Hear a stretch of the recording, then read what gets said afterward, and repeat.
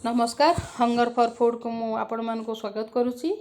आज आम बनवा नुआ प्रकार गोटे नुआ स्टाइल ले आम छोट चुना माछर तरकारी। नॉर्मल तो समस्ते चुना माछ को सोरिष आ लेंबू किंबा आंबुल देकी रांधि था। मुझे पोस्त देकी रांधि आपको आपण मैंने रुटी आ भात उभय रे खाई पारिबे। एथिपाई मु 500 ग्राम नहीं चुना माछ ताको भल भाव धोईकी सफा करके हल्दी लुण गोलेकी मुझे प्रथम भाजिकी रखी से मु तेल गरम कर मु माछ पकाउची। देखो माछ भाजी आसले गोटे पट लाली लाली होगला। यहीपरी भाव में आर पटटा भी लाली होगले मुझे काढ़देवी। माछ आम एत पूरा टाण टाण मडमड कर भाजवा आ मुझे गोटे मसला प्रस्तुत करी। से प्रथम 2 टेबल स्पून नहीं पोस्त ताको पानी रे मु बतरे देइतिली आ 1.5 टेबल स्पून मु जीरा नहीं आ 3टी कंचा लंका 12 रु 13टी रसुण आ हाफ इंच अदा आ गोटे मीडियम साइज रो पियाज नहीं आ पियाज को छाड़ी बाकी सब मसला को मु ग्राइंडिंग करी रखीदेवी। आउ तापर मु गोटे पैन रे 2 टेबल स्पून तेल नहीं ताको गरम करने को छाड़ी। तेल देखंतु गरम हो गलानी से मु पंचु फुटण पकेबी कारण पंचु फुटण माछ तरकारी टेस्ट को अधिक बढ़ाई थाए। मु माछ तरकारी सोरिष तेल रे करूची। मस्टार्ड ऑयल आपण चाहिए से रिफाइन ऑयल मध्ये करि परिबे। फुटण जेते फुटी जीवो से मु जो गोटे मीडियम साइज रो पियाज रखी ताको पकेकी मु ताको पियाज लाल हैला पर्यंत भाजीबी। छोट माछ खाइबा पई बहुत हेल्दी आपको राति रे भल निद भी कराए। या जदि आपण राति रे भी खाउछंदी ताले एटा निद भल कराए आउ एटा आखि भी भल देखा जाए। मो पियाज लाली हेई आसिलानी एथिरे मु मोर जो ग्राइंडिंग करथिया मसला को पकेई देबी। तापरे सेथिरे मु हाफ टेबल स्पून धनिया गुंड आउ हाफ टेबल स्पून काश्मीर लंका गुंड सेटा होची ऑप्शनल आपण चाहिए से पकई पारे नचेत नाई।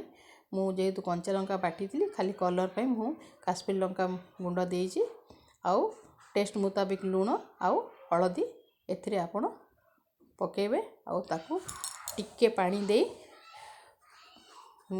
तेलर भाला पर्यंत बसई ताकू भल भाव में भाजबे। देखंतु मोर एथु हल्का हल्का तेल भारी आसिलानी मु आउ टिके समय भाजीबी कारण मसला रे अदा रसुण रो कंचार स्मेलटा टिके टिके लागुची। जेतेबेले आपन को पूरा लागिबो कि मसला पूरा भाजी ही गलानी। देखंतु मो मसला प्राय भाजी ही आसिलानी। एबे मु सेथिरे किछि पानी देबी। आपण जानिछंती छोट माछ खाइले कैंसर प्रोटेक्शन शक्तिटा बहुत अधिक बढ़े कारण एथिरे ओमेगा 3 आ फैटी एसिड बहुत परिमाणर थाए। एथिरे एई छोट माछ खाइले मध्ये हमको ब्रेन आमर जो ग्रेट प्रोडक्ट अच्छी सेटा को इनक्रीज करे जो आम ब्रेन बहुत शार्प है आम डिप्रेशन मुक्ति पाऊ। एबे पानी मोर गरम हो गला परे मु सेथिरे किछि पानी देकी ताको फुटेबी कारण ए छोट माछरे आगे पानी फुटी साला परे आमे माछ पकेबा। मो पानी टिए कम थिला सेथिरे मु एथिरे आउ टिके पानी देली। 500 ग्राम मोर माछ अछि से मुताबिक पानी देबा।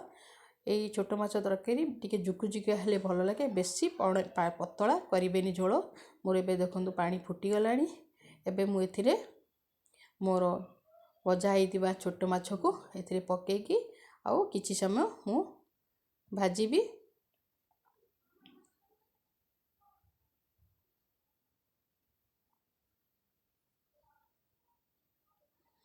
मात्र 2-3 मिनिट ताको भल भाव में गोले देकी आमे सेथिरे मु गोटे लेंबू काटिकी तार रस बाहर करी मध्य रखीची ताको पकेबा आ गोटे मिनिट गोलेला परे आमे ताको काढ़िकी खाइबा पे हमर तरकारी प्रस्तुत हो जिवो।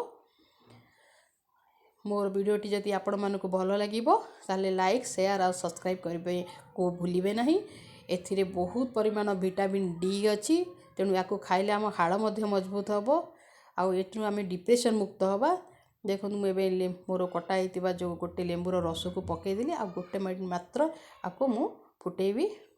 मो माछ तरकारी एबे पूरा कंप्लीट हो गला।